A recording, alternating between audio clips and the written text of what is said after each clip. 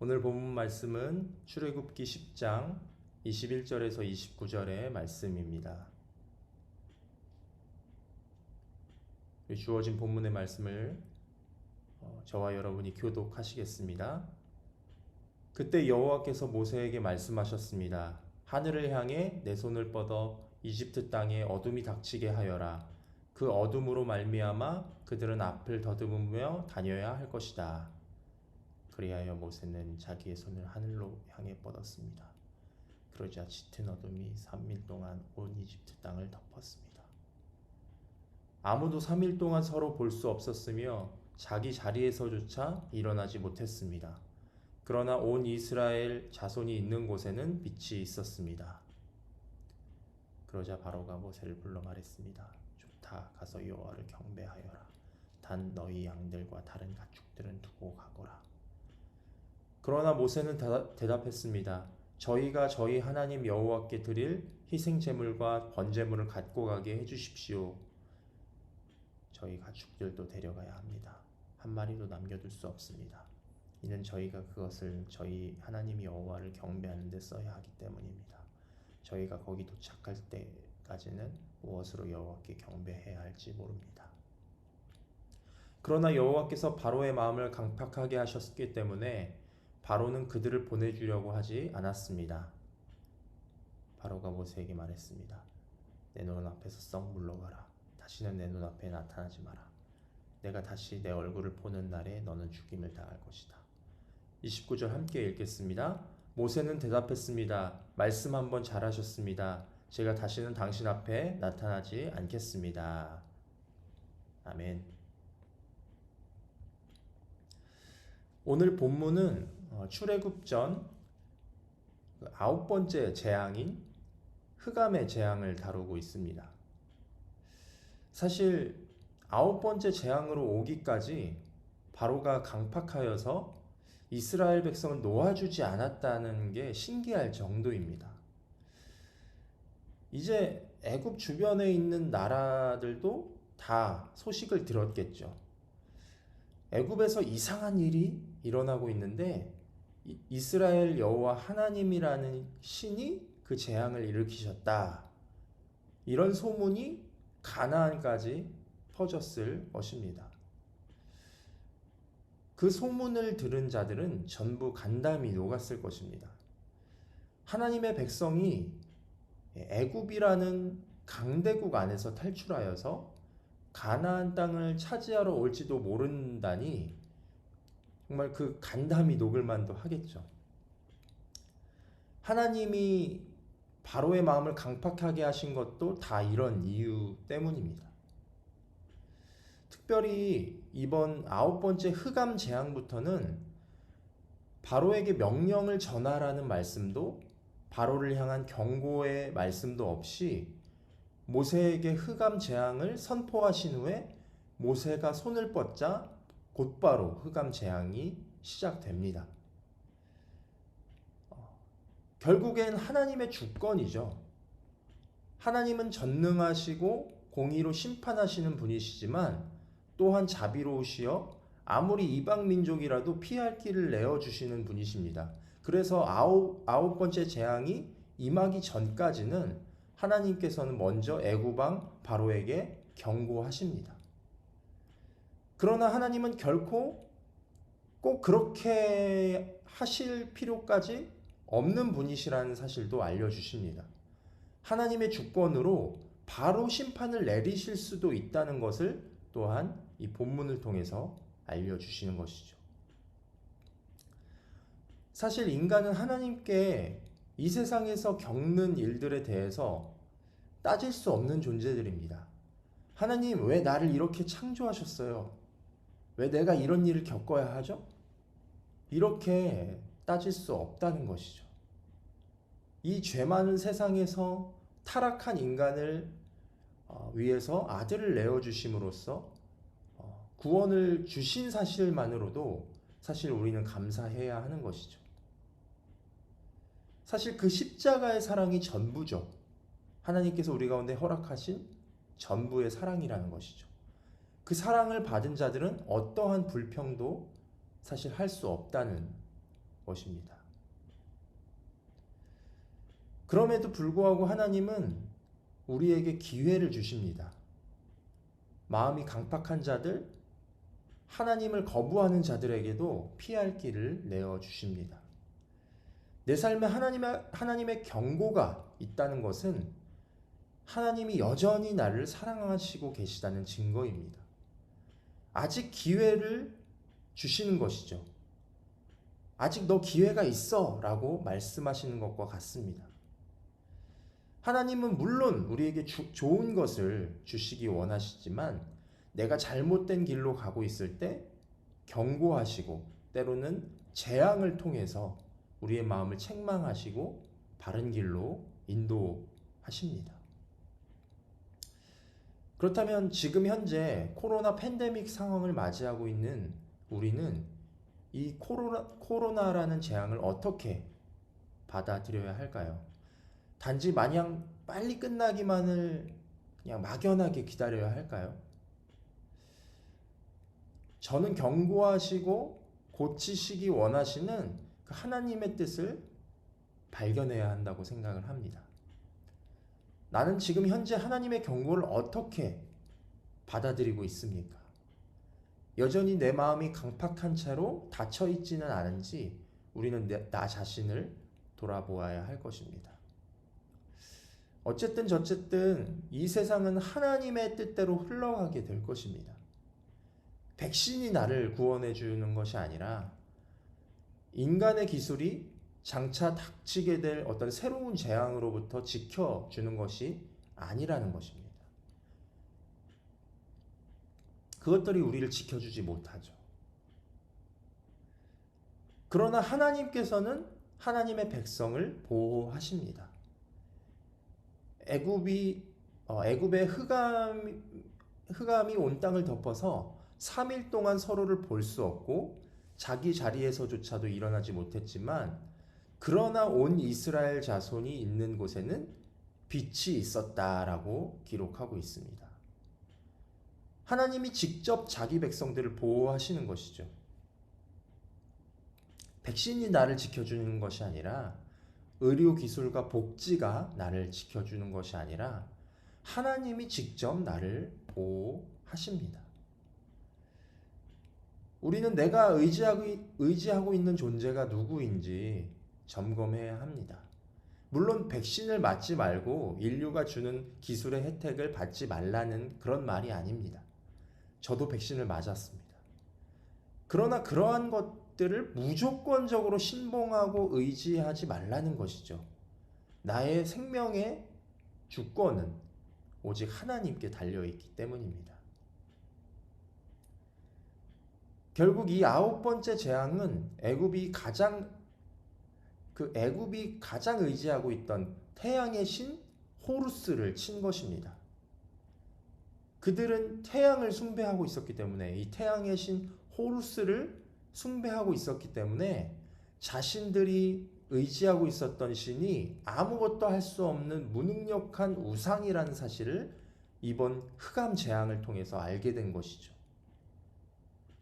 오직 해를 주관하시고 빛을 주시는 분이 하나님이시라는 사실을 애굽 왕 바로와 그 백성들에게 알리신 것입니다. 이 빛은 하나님께서 세상을 창조하실 때 가장 먼저 창조하신 것입니다. 빛은 바로 하나님의 속성입니다. 빛은 어두움을 밝혀내죠. 사실 흑암이라는 것은 빛의 부재를 말합니다. 흑암은 존재의 개념이 아니라 상대적 개념이라는 것입니다. 결국 하나님이 없는 상태, 그것이 빛이 없는 상태, 흑암이라는 사실입니다. 하나님은 이 흑암 재앙을 통해서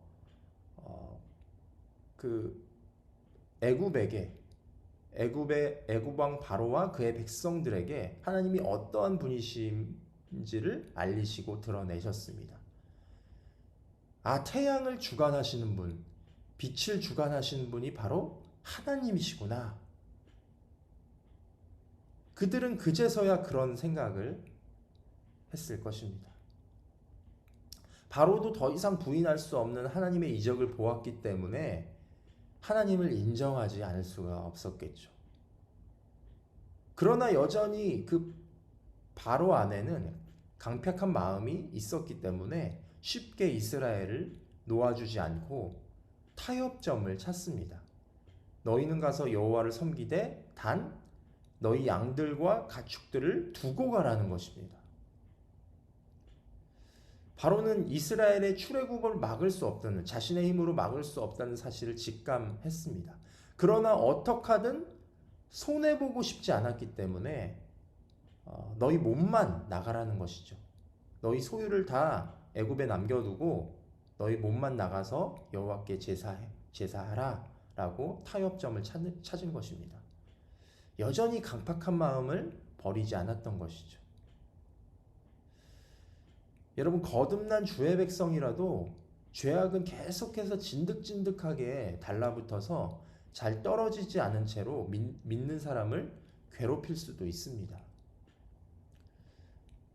계속 죄악의 영향력을 행사하려고 그렇게 죄는 우리 가운데 영향력을 행사하려고 할 것입니다. 그러나 여러분, 그럼에도 불구하고 안심하시기 바랍니다.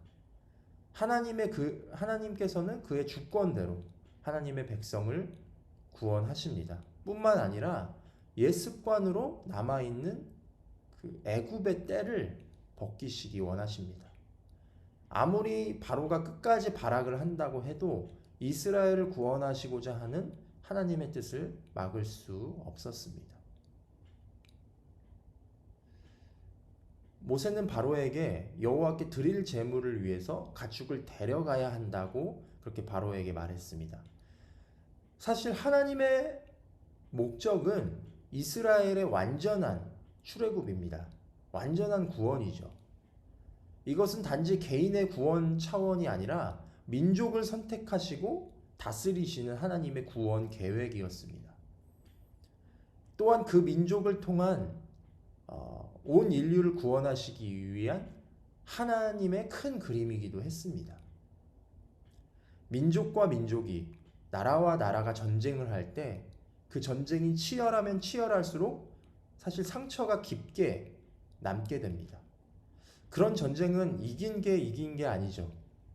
서로가 파국으로 치달아야만 전쟁이 끝나기 때문입니다. 그러나 하나님이 주시는 이러한 겨우 이기는 어떤 승리와는 다릅니다. 하나님은 자기 백성을 전쟁에서 겨우겨우 이기게 하심으로 상처를 남기시는 분이 아닙니다. 하나님은 잃어버렸던 자기 소유를 찾게 하시고 또한 전리품도 허락하시는 분이십니다. 이스라엘은 하나님의 주권으로 완전한 구원을 받은 것이죠. 이스라엘을 하나님의 백성으로 더 온전하게 하시기 위해서 그의 가축들까지 함께 구원하시기로 작정하셨습니다. 여러분, 구원받은 백성인 우리들의 삶에 여전히 진득한 죄성이 남아서 나를 괴롭게 할 수도 있습니다. 그러나 하나님께서 친히 구원하신 자기 백성들을 더 온전하게 하실 것이라는 사실을 기억하시기 바랍니다. 거룩하고 흠이 없게 하시고 잃었던 것들을 회복하게 하시고 하나님의 백성들에게 승리를 주시며 그에 따른 전리품도 함께 주실 것입니다. 그러므로 여러분, 현재 내 안의 안전함과 소유에 너무 집착하지 마시기 바랍니다. 반대로 현재 내 고통과 내 목마름에 너무 낭망하지 마시기 바랍니다. 하나님은 그것을 가져가시기도 하시고 주시기도 하시는 분이시기 때문입니다. 여러분, 하나님을 소유하시기 바랍니다. 하나님께서는 나를 광야로 내모시는 분이시지만 그것은 나를 괴롭게 할 목적이 아니라 구원을 주시기 위함이라는 사실을 깨달으셨으면 좋겠습니다. 그 어딜 가나 하나님만 의뢰하시기 바랍니다. 그러한 분들에게는 흑암 중에도 이스라엘 백성들을 비추셨던 것처럼 하나님의 빛이 임하게 될 것입니다. 오늘 본문에 하나님께서 이 흑암 재앙을 통해서 말씀하신 것은 애굽을 향한 경고의 메시지지만 동시에 이스라엘 백성을 향한 약속의 메시지이기도 합니다. 아무리 세상이 어두워지고 흑암이 깊어져 갈지라도 하나님의 백성에게는 늘 환하게 비춰 주시리라는 그런 약속이죠. 또한 이 약속에는 거룩한 사명이 담겨져 있습니다. 하나님의 빛을 만방에 드러내야 하는 사명입니다. 이스라엘이라는 작은 민족을 택하셔서 온 나라와 민족들에게 그 이름의 권세를 나타내셨죠. 하나님은 택하신 족속을 왕같은 제사장으로 삼으시고 그렇게 이스라엘을 사용하셨듯이 우리들에게도 그러한 일들을 맡겨 주셨습니다.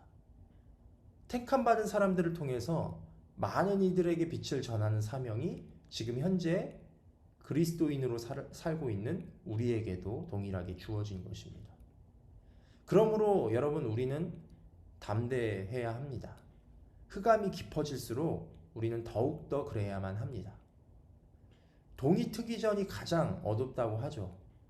그러나 해가 떠오르면 순식간에 온 세상을 환하게 밝히듯이 빛이신 예수님도 곧 다시 우리의 가운데 오실 것이고 그 빛으로 우리를 비추실 것입니다. 이미 하나님께서는 이스라엘 백성들에게 그 흑암 재앙 중에서도 빛을 비추셨듯이 우리에게도 그 빛을 주셨고 그 빛을 나타내게 하십니다. 세상이 아무리 강팍하고 마음이 완악해지고 계속해서 이 세상은 끝을 향해 갈지라도 낙심하지 말고 끝까지 빛이신 하나님을 붙드는 저와 여러분이 되시기를 간절히 소망합니다. 이 시간 기도 제목 가지고 함께 기도하겠습니다. 첫 번째로 내 삶에 일어나는 모든 일이 하나님의 주권임을 인정하고 강팍한 마음을 갖지 말고 감사하게 하소서. 두 번째로 흑암 중에서도 빛을 비추시고 보호하시는 하나님의 손길을 바라보며 그 빛을 전하는 자로 살아가게 하소서. 마지막 세 번째로 재앙의 상황 속에서도 이런저런 무성한 소문에 휘둘리지 않고 영원히 변치 않으시는 주님의 말씀에 귀 기울이게 하소서. 이 세 가지 기도 제목을 가지고 다 같이 함께 합심하여 기도하시겠습니다.